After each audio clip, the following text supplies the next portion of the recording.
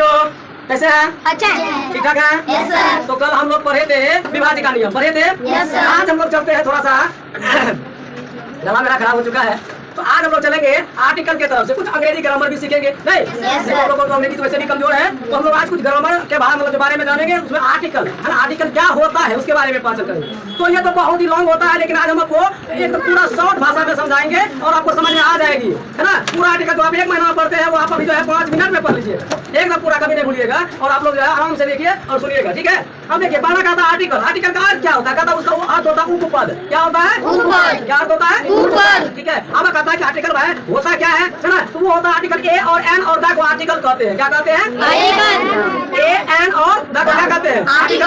कहता आर्टिकल होता कितना प्रकार का? कहता 2 प्रकार का होता है मुख्य रूप से। मुख्य रूप से कितना प्रकार का होता है? 2 प्रकार का। एक होता है मतलब डिफिनिट, एक होता है इनडिफिनिट। एक होता है डिफिनिट और एक होता है इंडिफिनिट। आज हम लोग पहले देखो यहाँ से इनडिफिनिट इंडिफिनिट अनिश्चित। क्या पढ़ेंगे? अनिश्चित पढ़ेंगे, ठीक है। जैसे देख लो मतलब हो गया ए और ए एन। मतलब ए माने क्या होता है? ए माने क्या होता है? ए और ए माने मतलब थोड़ा। क्या होता है? थोड़ा। ए माने क्या हो जाता है? थोड़ा। तो एक उसका भी वैल्यू एक ही होता है, लेकिन उसमें निश्चित नहीं है, इसलिए उसमें हो जाता है थोड़ा। क्या हो जाता है? थोड़ा, ठीक है। अब होता है क्या? ए और ए एन। ए और ए एन। ए और ए एन का प्रयोग कहाँ होता है? ए और एन का प्रयोग कहाँ होता है? हम लोग पढ़े आर्टिकल होता है मुख्य 2 प्रकार का। एक होता है इंडिफिनिट, एक होता है डिफिनिट। इंडिफिनिट मतलब अनिश्चित, अनिश्चित मतलब होता है 2 को। एक होता है ए और होता है ए एन। ए का मतलब होता है क्या कि मतलब ये होता है उसका एक होता है। क्या मतलब होता है? एक। एन का मतलब एक ही होता है, लेकिन उसका थोड़ा होता है, ठीक है। अब देखो ए कहाँ लगेगा और ए एन कहाँ लगेगा? जहाँ व्यंजन होगा, जहाँ व्यंजन वर्ण होगा वहाँ ए लगेगा, जहाँ स्वर वर्ण होगा, भावेल होगा, वहाँ क्या लगेगा? ए एन लगेगा। तो भावेल में लगेगा ए एन और व्यंजन में लगेगा ए। अब भावेल क्या गो होगा? 5 गो। भावेल क्या गो? 5 गो। ए ई आई ओ you. A E I O you. अब देखो क्या होता है? कहता भावेल जब शुरू होता है तो वहाँ ए एन लगेगा, है, लेकिन बहुत जगह नहीं होता है। जैसे मानो हम लिखे ऑरेंज। क्या लिखे?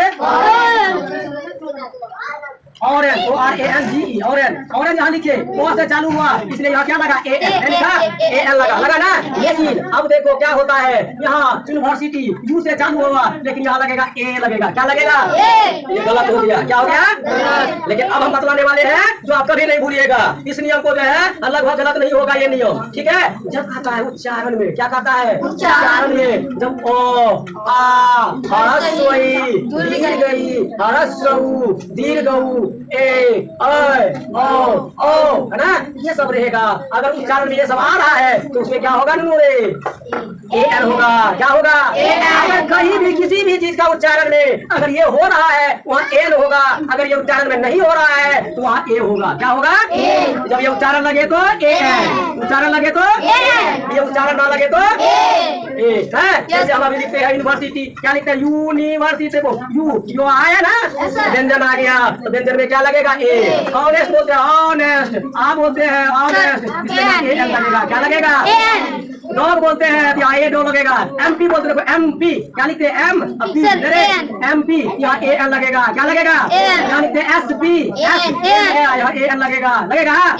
और जहाँ उच्चारण में ओ आ ह्रस्व ई दीर्घ ई अगर ये सब रहे वहाँ ए एन लगेगा। क्या लगेगा? A N. और अगर ना रहे वहाँ ए लगेगा। अब आ जाता है डिफिनिट। क्या होता है? डिफिनिट मतलब निश्चित। डिफिनिट मतलब निश्चित, मतलब डिफिनिट मतलब निश्चित होता है। तो जैसे दा का मतलब हो जाता है जब संसार में सिर्फ एक कोई चीज रहेगा, जैसे मून तदा मून, अर्थ तदा अर्थ। जब संसार में एक रहेगा तो क्या लगेगा? निश्चित का बोध हो, निश्चित खास व्यक्ति का बोध होता है, खास वस्तु का बोध होता है, वहाँ दा का प्रयोग होता है। क्या प्रयोग होता है? समझ में आ रही है?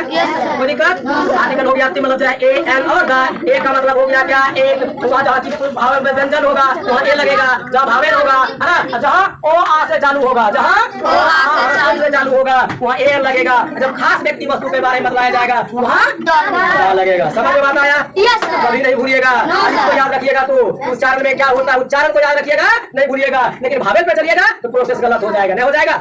इसलिए इसको जो है देखना है अच्छी तरह से। आप लोग जो है इसे उतार लीजिए, है ना। आपको अगर वीडियो पसंद आ गई होगी लाइक और सब्सक्राइब जरूर से जरूर करें, क्योंकि आपकी लाइक जो है मेरी जान है और मेरी पहचान है। आपका लाइक मेरी अरमान है। तो आप एक दूसरे को शेयर करें। वीडियो देखने के लिए धन्यवाद।